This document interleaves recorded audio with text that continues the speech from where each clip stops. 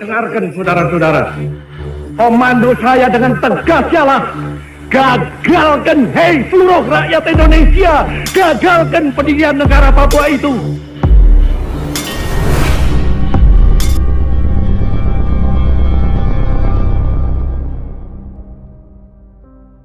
Di bawah bayang-bayang hutan, cuaca tropis, dan pegunungan yang menjulang, masyarakat Papua hidup dalam struktur sosial adat yang kokoh namun terpencar. Sejak abad ke-19, Belanda secara bertahap mengklaim bagian barat Pulau Papua sebagai bagian dari Hindia Belanda dan diberi nama Nugini pada wilayah itu.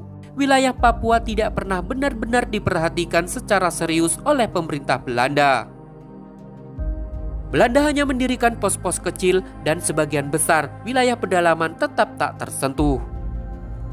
Setelah Perang Dunia II usai, Indonesia memproklamasikan kemerdekaannya pada tahun 1945. Nasib wilayah-wilayah bekas Hindia Belanda menjadi sorotan utama. Republik Indonesia menegaskan bahwa semua wilayah bekas Hindia Belanda termasuk Papua adalah bagian sah dari negara yang baru lahir. Namun, Belanda berpandangan berbeda. Di tengah proses dekolonisasi, Belanda mulai mengembangkan narasi baru untuk Papua. Mereka berargumen bahwa masyarakat Papua memiliki latar belakang, ras, budaya, dan sejarah yang berbeda dari penduduk Indonesia lainnya dan berhak menentukan masa depannya sendiri. Narasi ini semakin menguat menjelang konferensi Meja Bundar tahun 1949.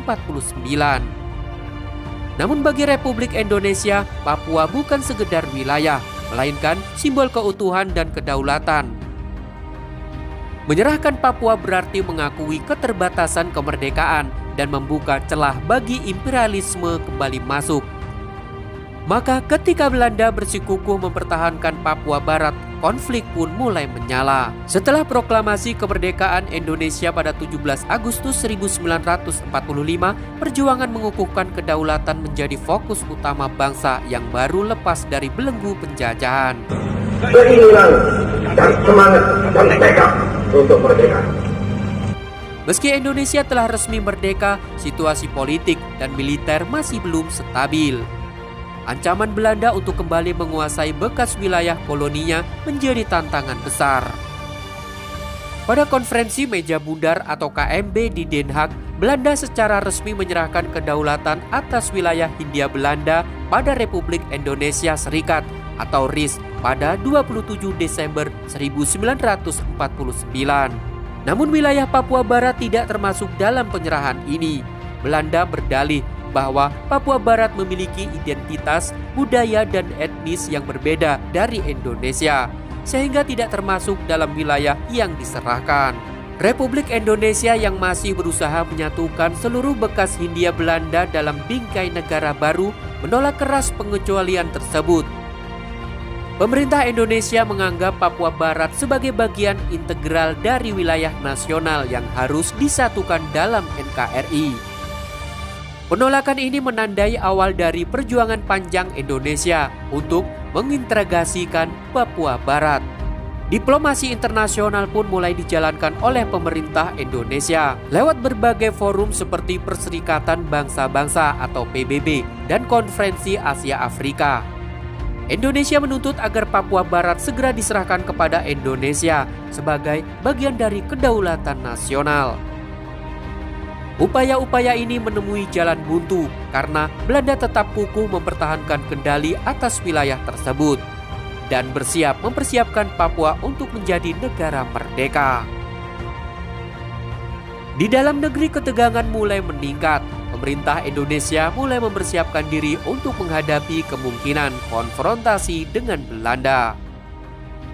Masyarakat Indonesia dari berbagai lapisan turut bersuara menolak pembentukan negara boneka di Papua Barat.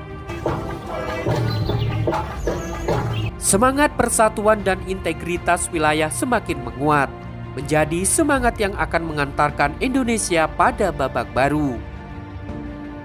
Tahun-tahun setelah konferensi Meja Bundar menyisipkan kekecewaan mendalam bagi Indonesia.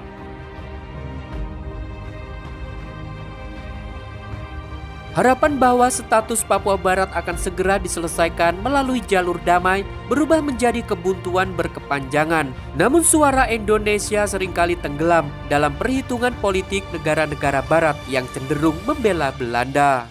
Sementara itu Belanda menjalankan strategi diam-diam namun terstruktur. Mereka mulai membentuk Dewan Nugini atau Nugini Red, sebuah badan perwakilan lokal yang bertujuan memberikan kesan bahwa masyarakat Papua memiliki keinginan untuk menentukan nasib sendiri. Sekolah-sekolah didirikan, bendera Papua Bintang Kejora diperkenalkan, dan lagu kebangsaan lokal diciptakan. Semua ini mengarah pada satu tujuan, mempersiapkan kemerdekaan Papua yang terpisah dari Indonesia. Di Jakarta kesabaran mulai menipis. Presiden Soekarno yang dikenal dengan retorika anti-imperialisnya dengan keras menganggap sikap Belanda sebagai bentuk penjajahan baru yang terselubung. 1/5 of our national territory which still labors under imperialism. Dalam pidato-pidatonya yang membakar semangat, ia menyebut Papua sebagai sejengkal tanah pusaka yang tidak akan dibiarkan jatuh ke tangan asing. Kementerian Luar Negeri Indonesia melanjutkan perjuangan diplomatik ke berbagai negara, termasuk ke negara-negara baru di Afrika dan Asia yang mulai merdeka dan memiliki semangat anti-kolonialisme yang sama. Namun dukungan internasional belum cukup kuat untuk memaksa Belanda melepas Papua. Di dalam negeri suasana semakin panas, rakyat mulai menuntut tindakan nyata. Demonstrasi bermunculan. Mereka menyerukan mengambil alih Papua dengan kekuatan senjata jika jalur damai tak membuahkan hasil. Para pemuda, mahasiswa, dan tentara menyuarakan tekad untuk merebut kembali tanah Papua demi menjaga kehormatan bangsa. Ketika jalan diplomasi makin buntu dan tekanan dari rakyat semakin menguat, pilihan Presiden Soekarno menjadi semakin jelas. Indonesia tidak bisa hanya menunggu dan berharap. Api yang sebelumnya dijaga agar tetap menyala dalam batas diplomasi ini mulai membakar semangat untuk konfrontasi terbuka. Dari sinilah bayang-bayang operasi militer pertama mulai menggantung di atas langit Nusantara. Sebuah babak baru perjuangan akan segera dimulai, sebuah komando rakyat akan segera dikeluarkan. Pada pagi hari tahun 1961 di Yogyakarta menjadi saksi peristiwa bersejarah.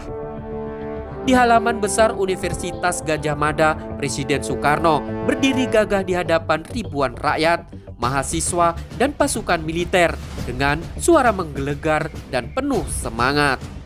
Ia mengumandangkan Trikomando Rakyat atau Trikora. Isi dari Trikora itu sangat jelas. Gagalkan pembentukan negara boneka Papua buatan Belanda.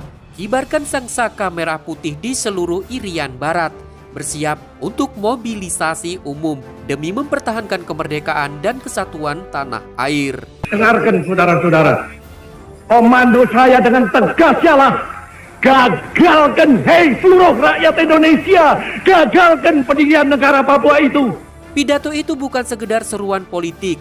Ia adalah penanda dimulainya konfrontasi terbuka antara Indonesia dan Belanda. Presiden Soekarno sudah menentukan jalan. Jika diplomasi gagal, maka kekuatan bersenjata harus mengambil alih tugas sejarah dan operasi Trikora pun resmi dimulai. Di balik layar persiapan militer berjalan cepat dan sistematis. Indonesia membentuk Komando Mandala, sebuah struktur komando khusus untuk pembebasan Irian Barat. Dan Panglima Mandala ditunjuk dari kalangan jenderal muda yang sedang naik daun. Salah satunya yaitu Mayor Jenderal Soeharto. Tugasnya jelas, memimpin seluruh operasi politik, diplomatik, dan militer untuk merebut Papua dari tangan Belanda. Kapal selam, pesawat tempur, dan pasukan lintas udara dikerahkan. Dalam gelap, tentara Indonesia menyusup ke hutan dan pesisir Papua, menghimpun dukungan rakyat lokal dan menyiapkan jaringan gerilya. Belanda yang sebelumnya merasa tenang mulai panik. Mereka memperkuat pertahanan, menambah jumlah pasukan, dan mengandalkan kekuatan udara serta laut. Sementara itu, radar global mulai menangkap gejolak besar yang bisa meletus menjadi konflik skala penuh antara dua negara. Dalam konteks Perang Dingin, ketegangan ini mendapat perhatian besar. Uni Soviet secara terbuka memberikan dukungan militer dan politik kepada Indonesia, termasuk pengiriman kapal perang dan pesawat tempur. Sementara Amerika Serikat yang khawatir konflik ini akan membuat Indonesia semakin dekat dengan ke Blok Timur, mulai berpikir untuk ikut campur, bukan untuk membela Belanda, melainkan untuk mencegah perang besar terjadi. Dunia berada di persimpangan, satu langkah salah bisa memicu peperangan regional atau bahkan internasional. Tapi bagi Indonesia jalan sudah ditetapkan. Papua bukan sekedar wilayah, tetapi Papua adalah harga diri bangsa. Dan harga diri itu jika perlu akan dibayar dengan darah. Negosiasi berlangsung secara intensif dan tertutup. Ketika konfrontasi antara Indonesia dan Belanda memanas, dunia internasional mulai cemas. Bagi negara-negara barat terutama Amerika Serikat, konflik ini bukan sekedar perebutan wilayah, melainkan potensi medan tempur baru di tengah Perang Dingin. Indonesia di bawah pimpinan Presiden Soekarno telah menunjukkan kedekatan dengan Uni Soviet.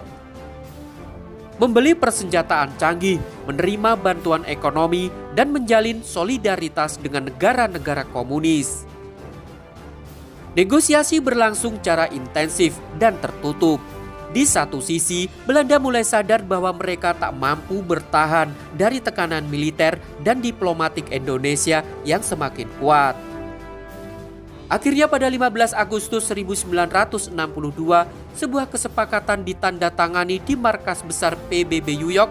Perjanjian itu kemudian dikenal sebagai Perjanjian New York. Perjanjian ini adalah kemenangan diplomatik besar bagi Indonesia. Akhirnya, tanpa pertempuran skala besar, Papua berhasil dijadwalkan untuk kembali ke pangkuan Ibu Pertiwi. Terima kasih buat kalian yang sudah menyimak tentang sejarah integrasi wilayah Papua Barat ke dalam Negara Kesatuan Republik Indonesia. Tunggu cerita menarik yang lain dari kami dan tunggu kelanjutannya. Pesan kami yaitu jas merah, jangan sekali-kali melupakan sejarah.